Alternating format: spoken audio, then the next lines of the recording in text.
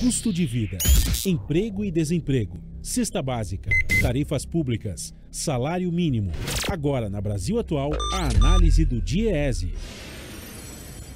E o nosso contato hoje é com Fausto Augusto Júnior, diretor técnico do DIEESE. Bom dia, Fausto, bem-vindo ao jornal. Bom dia, Rafael, bom dia a todos. Vamos falar com o Fausto vamos repercutir com o Fausto as falas de Jair Bolsonaro na sabatina que aconteceu ontem à noite e verificar com o Fausto se aquilo que o Bolsonaro disse sobre os feitos da sua política econômica dele e de Paulo Guedes realmente encontram respaldo na realidade. Como é que você avaliou a participação do presidente Bolsonaro na conversa ontem, Fausto, e se o que ele disse realmente é o que as pessoas vivem no dia a dia, ou, mais uma vez, ele fez um relato do mundo paralelo? Bem, Rafael, acho que as pessoas já têm vivido muito bem o que é a política econômica do atual governo. Nós temos uma inflação aí que passou a casa dos 2 dígitos, nós temos uma economia que de fato não cresce, uma taxa de desemprego bastante alta, uma renda que cai, mais de 33 milhões de pessoas passando fome, metade da população brasileira não sabendo se vai ter a próxima refeição. Essa é a realidade que não tem muito o que dizer e não tem muito o que esconder, né? De certo modo, o que o presidente ontem na discussão fez foi tentar encontrar ali uma visão diferente e muito aquém da realidade que o brasileiro vive. Eu acho que esse é uma primeira referência. De alguma forma, o que se foi discutido ali reforçou muito, de certo modo, a visão do Bolsonaro e do Paulo Guedes com relação à economia, uma visão de que a única forma do brasileiro ter emprego, do brasileiro ter renda, é perder direitos, né? Vamos lembrar que para ele os grandes movimentos, né, as grandes iniciativas desse governo em relação à economia foram as reformas. Mas também é importante, Rafael, que a gente coloque alguns acertos ali da fala, né? Ou seja, até que ponto aquilo que foi falado é de fato realidade, né? O Bolsonaro se utilizou muito da discussão do Auxílio Brasil, ou do auxílio emergencial, como uma referência importante para dizer que ele apoiou, de certo modo, o brasileiro, em especial o brasileiro mais pobre, durante a pandemia.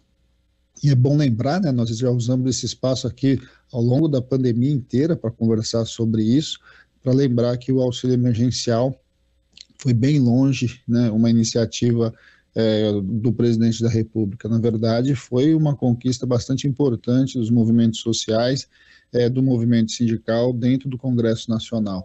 É bom lembrar que a primeira proposta do governo federal com relação ao auxílio emergencial era basicamente antecipar o 13º salário de aposentado, né? Ele vai surgir depois, muito depois, ali por dentro do Congresso, com um valor de R$200. O próprio governo, inclusive, por várias vezes, tentou vetar o valor de R$600. Então, só para lembrar um pouco, porque é importante que, de alguma forma, a gente vá desmontando várias fake news aí que o governo Bolsonaro vai falando e vai colocando, inclusive em relação à economia.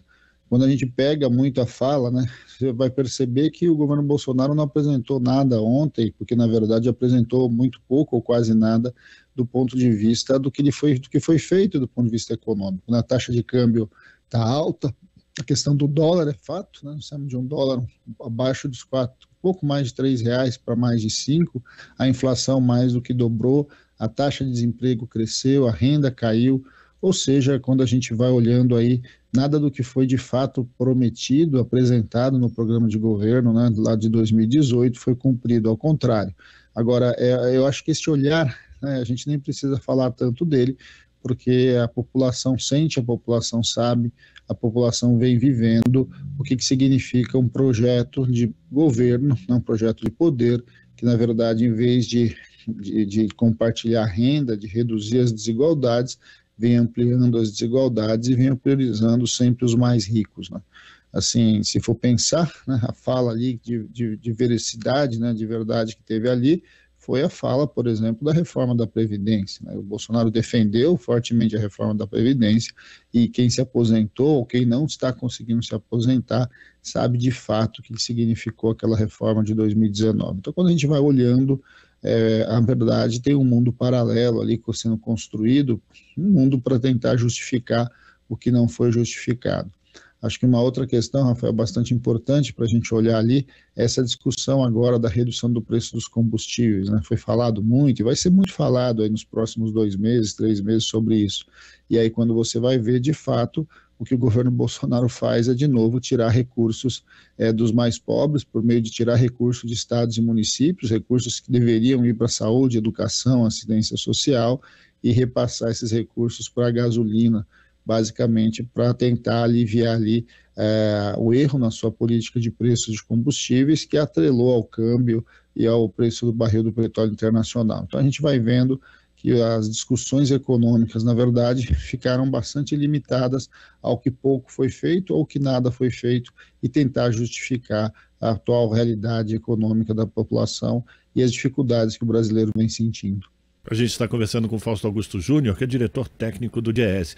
Fausto, o presidente Jair Bolsonaro afirmou que não fosse a guerra da Ucrânia e a pandemia, o país estaria vivendo uma grande bonança econômica, né? Que o brasileiro teria trabalho, teria renda, mas a gente sabe que não é bem assim. Outro fato que também passou ao largo nessa discussão ontem da economia com o presidente Jair Bolsonaro foi a discussão do teto de gastos, uma das vacas sagradas, né, do neoliberalismo, e que certamente a gente não pode dizer que ele está sendo respeitado, a chamada responsabilidade fiscal que tanto é cobrada dos governos de esquerda.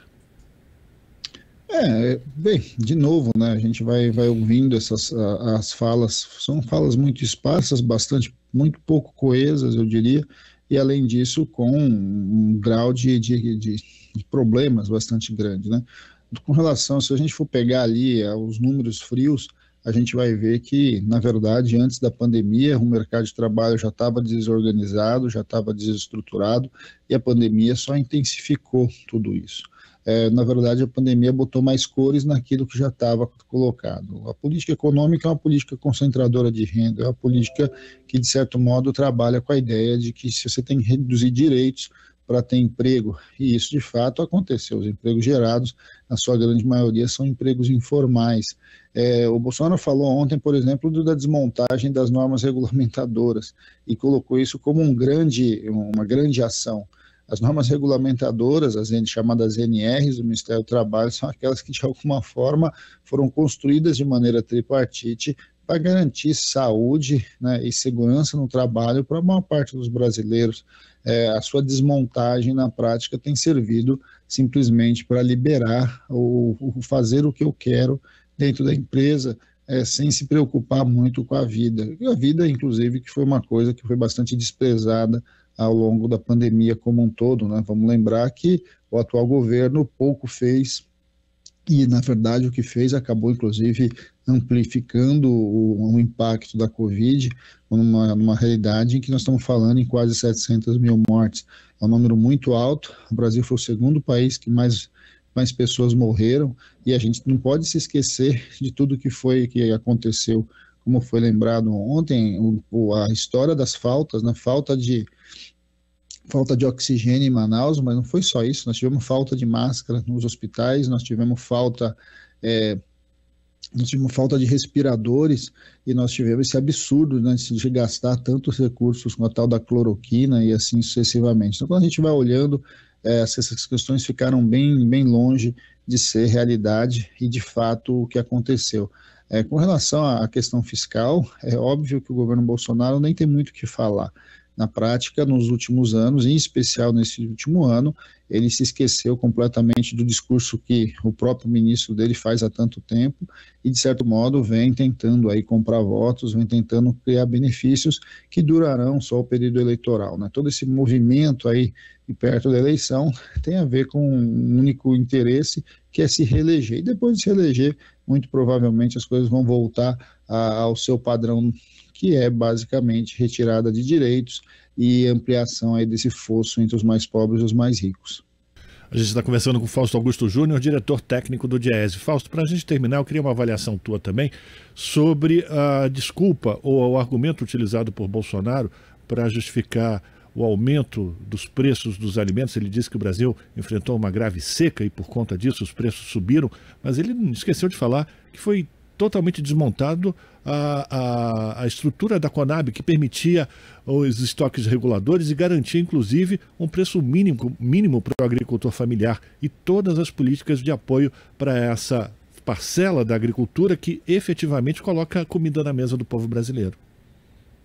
Essa é uma estratégia, né, do atual governo. Ele sempre coloca a culpa em outro, né? Seja no governador, no prefeito, no mundo exterior, na guerra, enfim, tudo de certo modo tem uma outra explicação que não a sua ação ou a sua não ação.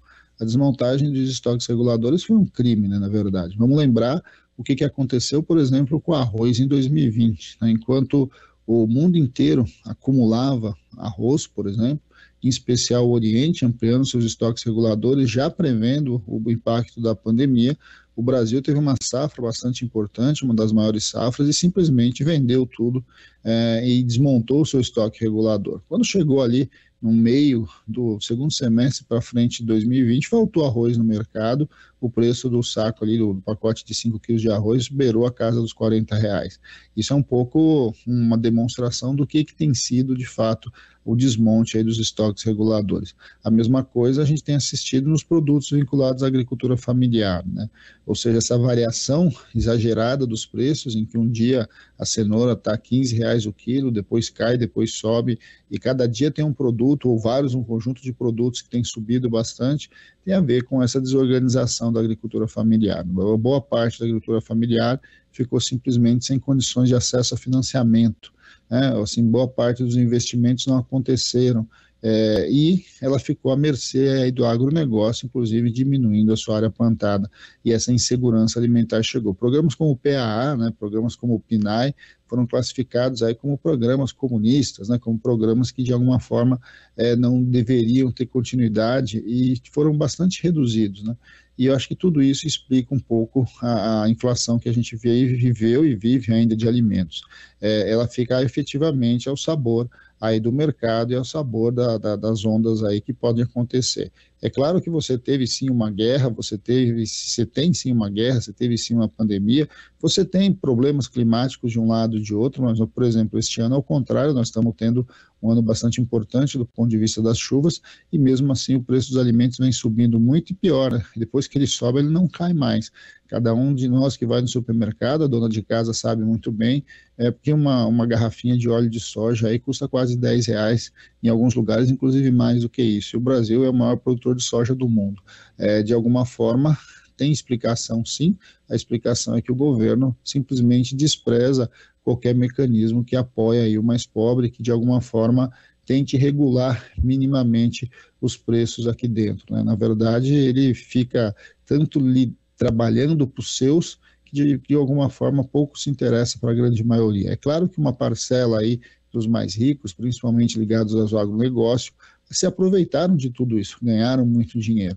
Mas a grande parcela da população perdeu muito com a inflação, perdeu muito com o aumento dos preços, e isso explica um pouco os nossos dilemas, os dilemas de uma parte bastante significativa da população que sequer consegue comprar o seu botijão de gás, consegue garantir o mínimo de alimentação na sua mesa. São políticas reais, né? E falta de políticas que, de certo modo, ajudam a explicar como que nós chegamos nessa situação. E o que assusta também, né, Rafael, é que se você pegar toda a discussão econômica que foi falado ontem, não tem nenhuma proposta, não tem nenhuma sinalização de mudança, não tem nenhuma sinalização de algo diferente que possa propor. Na verdade, a ideia é uma ideia muito simples: continue desmontando, que tudo lá na frente um dia vai dar certo. E vai dar certo para aqueles que sempre deram, né? Ampliação da desigualdade e uma transferência de renda absurda dos mais pobres para os mais ricos, que foi, de fato, a marca do atual governo do ponto de vista econômico. Agradecer a participação de Fausto Augusto Júnior, diretor técnico do Diese aqui no Jornal Brasil Atual. Fausto, um forte abraço para você, a gente continua em contato. Opa, bom dia a todos novamente, grande abraço. Conversamos com Fausto Augusto Júnior, diretor técnico do Diese. Você está ouvindo Jornal Brasil Atual. As notícias que os outros não dão.